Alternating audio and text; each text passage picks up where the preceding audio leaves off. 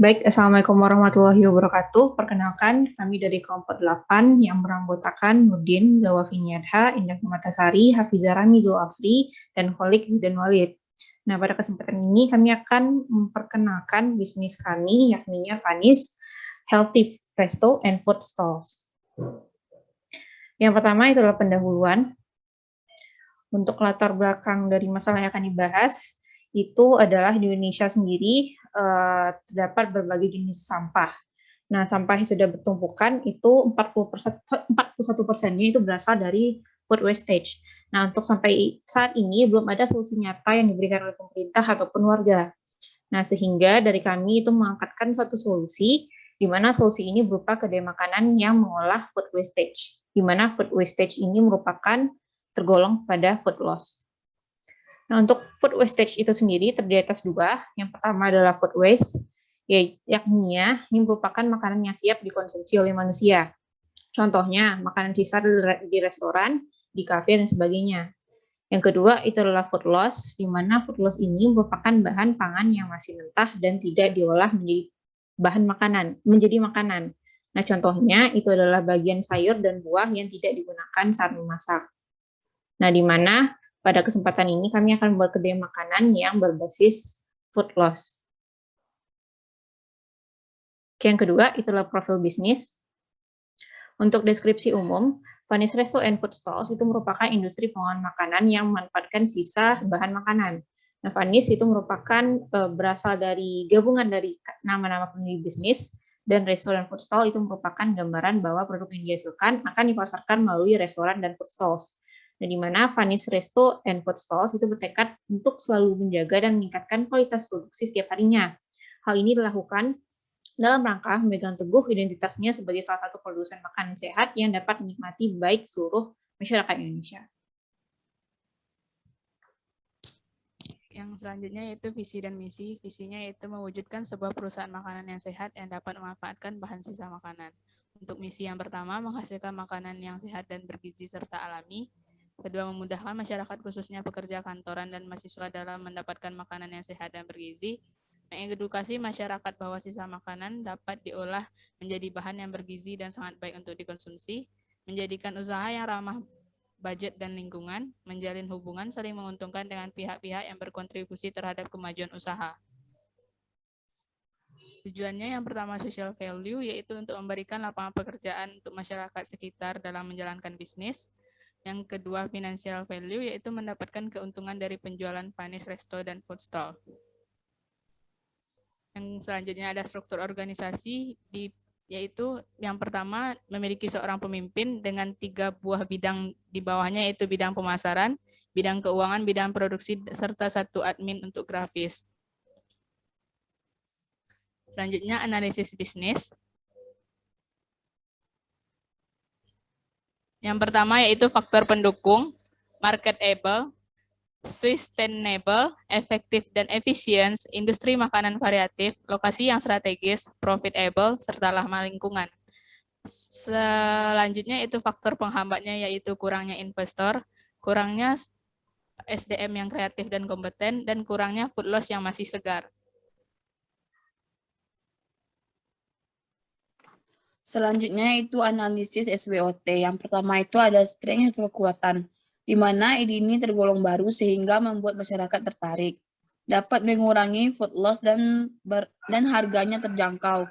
Yang ketiga, vegan dan vegetarian friendly dan membuka lapangan kerja. Yang kedua, ada weakness atau kelemahan. Kelemahan dari ide bisnis ini yaitu kurangnya minat masyarakat terhadap sayuran. Yang ketiga, ada opportunity atau peluang. Tidak hanya bisnis makanan, bisnis ini dapat berkembang menjadi industri kosmetik dan obat-obatan. Makanan yang disajikan unik. Yang keempat ada threat atau ancaman. Adanya kedai makanan berbasis vegan atau vegetarian, stigma food loss buruk menurut masyarakat, dan sulit mencari sisa bahan makanan yang masih segar.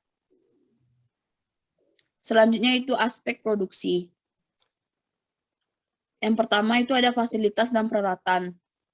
Fasilitas dan peralatan yang dibutuhkan yaitu yang pertama restoran, kedua food stalls, dan ketiga peralatan produksi dapat dilihat pada kebutuhan dana untuk peralatan. Yang keempat peralatan dan bahan pengemasan.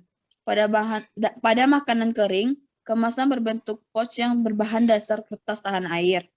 Pada makanan basah disajikan dalam kotak makanan berbahan dasar kertas tahan air. Proses mendapatkan bahan baku. Yang pertama itu ada bahan baku utama. Yang pertama toko buah, kedua toko sayuran. Untuk toko buah dan toko sayuran ini bahan yang digunakan adalah buah yang jarang peminatnya dan bagian-bagian sayur yang tidak digunakan seperti batang sayur. Yang ketiga, usaha ayam potong. Bagian ayam yang digunakan yaitu bagian ayam yang jarang diminati seperti ceker ayam, usus ayam, kulit ayam, dan ampela. Yang keempat, penjual makanan laut. Bagian yang digunakan yaitu tulang dan duri ikan, cangkang udang, dan cangkang kepiting. Untuk bahan tambahan dapat ditemukan di rumah produksi, rumah makan, dan restoran. Proses produksi. Yang pertama, makanan atau minuman yang berbahan dasar kulit buah dan kulit singkong seperti sirup buah, teh buah, keripik kulit singkong. Yang kedua, makanan yang berbahan dasar batang, daun, dan kulit sayuran seperti keripik sayur, pasta, dan mie. Yang ketiga, makanan berbahan dasar duri dan tulang ikan, cangkang udang, dan kepiting, serta kulit bawang. Dapat diawetkan menjadi kaldu dan digunakan untuk masakan lainnya. Yang keempat, makanan berbahan dasar perut dan ceker ayam. Baik ceker ayam maupun perut ayam dapat dibuat menjadi keripik maupun makanan basah seperti usus atau ceker spicy dan keripik usus atau ceker.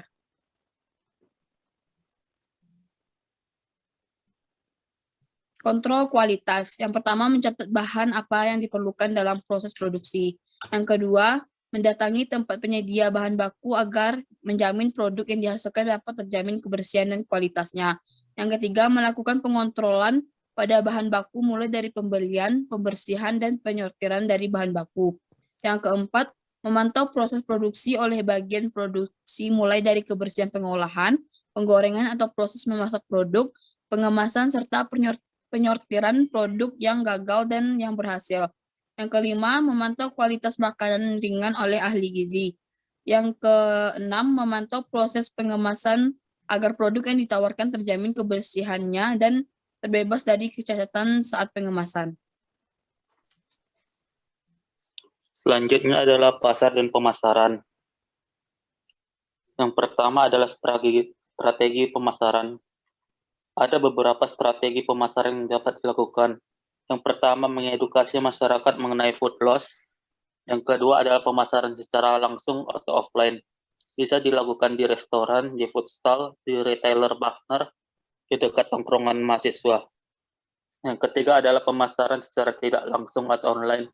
Bisa dilakukan dengan iklan pada koran harian, promosi di website, dan promosi di media sosial. Yang keempat ada word of mouth marketing. Selanjutnya adalah analisis pasar. Yang pertama adalah target pasar. Yang usaha kami menargetkan mahasiswa, masyarakat vegan dan vegetarian, dan masyarakat sekitar yang ingin hidup praktis namun sehat. Analisis kompetitif. Usaha yang sejenis dengan kami belum ada ditemukan di Kota Padang, sehingga menjadi peluang bagi kami untuk meningkatkan jangkauan pemasaran. Selanjutnya kita masuk ke aspek keuangan. Nah, pada bagian ini kita pertama membahas yaitu deskripsi produk. Produk yang kami tawarkan di sini ada 3 jenis. Yang pertama makanan kering, basah, dan minuman. Untuk makanan kering itu ada keripik kulit singkong, keripik sayuran, keripik buah, keripik usus ayam. Untuk makanan basah itu ada ceker spicy, vegetarian pasta, mie kuah atau mie kaldu seafood, usus spicy. Kemudian untuk minuman itu ada teh buah, aneka sirup, dan jus buah. Untuk keripik itu kami memvariakan rasa, itu dari rasa original, level 1, level 2, dan level 3. Untuk vegetarian pasta itu berasal dari sayuran. Kemudian untuk kaldu seafood itu berasal dari duri, tulang, dan cangkang dari seafood. Kemudian untuk minuman itu ada teh buah, kemudian aneka rasa sirup, yang itu merupakan olahan dari buah yang dikeringkan, kemudian diseduh dalam teh, dan kemudian dijadikan Selanjutnya, buah tersebut bisa juga dihaluskan dan kemudian dijadikan sirup. Untuk harga produk itu ada 15-23.000 per produk. Untuk rinciannya ada pada bagian pendapatan. Selanjutnya, kita masuk ke bagian pemodalan. Nah, kebutuhan dana untuk perlengkapan ini adalah bahan peralatan. Nah, di sini kami membutuhkan dana yaitu sebesar 4.510.000 dengan rincian dana sebagai berikut. Nah, selanjutnya kita masuk kepada bagian bahan baku langsung, yaitu bahan yang digunakan untuk memproduksi dari produknya. Dibutuhkan dana sebesar Rp14.665.000 dengan rincian sebagai berikut.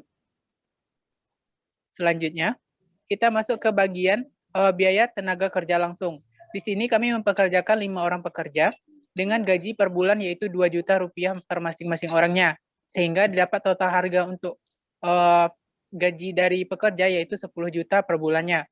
Kemudian biaya overhead per bulan yaitu biaya pemeliharaan tempat, peralatan, serta biaya beban lainnya, yaitu sebesar Rp3 juta per bulannya.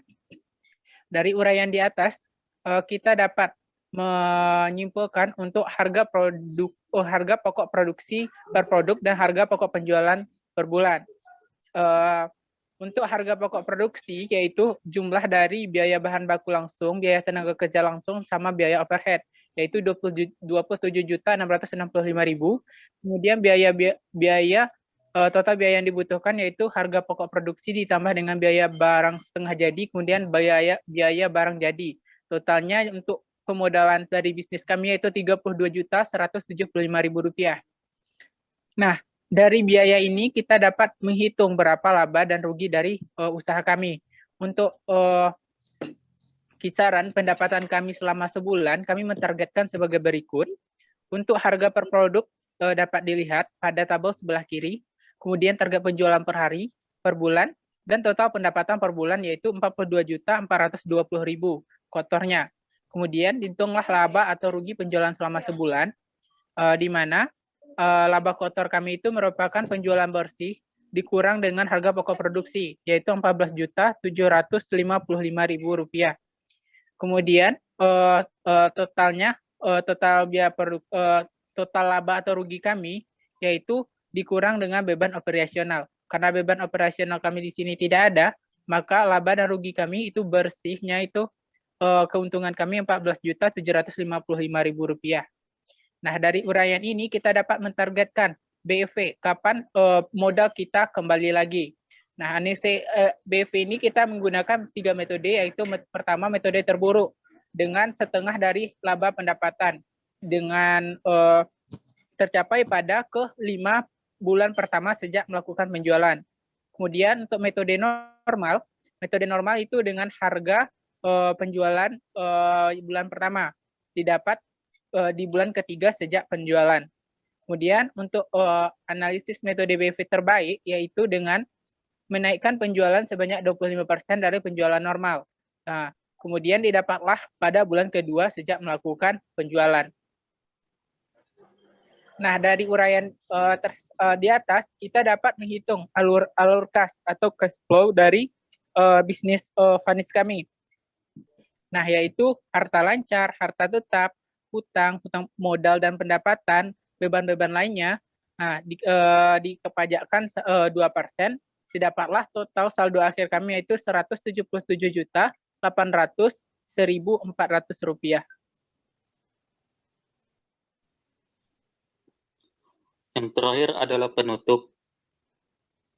Dari poin-poin yang telah dijelaskan, maka dapat disimpulkan bahwa Vanis Resto dan Foodstall merupakan usaha yang sangat menjanjikan dan memiliki peluang yang besar untuk berkembang. Karena usaha ini memiliki komitmen untuk terus berinovasi dalam beri cita rasa makanan khas Indonesia, yang tentunya sehat dan ramah lingkungan. Hal ini dibuktikan dengan kontrol kualitas yang baik, membawa konsep vegan dan vegetarian friendly untuk beberapa makanan, yang setiap makanan akan selalu disajikan oleh koki terbaik dan dikontrol oleh ahli gizi. Usaha ini memiliki faktor pendukung yang menutupi segala faktor penghambat. Dengan keyakinan, tekad, dan kerja keras, usaha ini mampu berkembang ke arah yang lebih baik. Oke, baik. Mungkin sekian presentasi dari kami. Atas kesalahan kami mohon maaf. Kami ucapkan Assalamualaikum warahmatullahi wabarakatuh.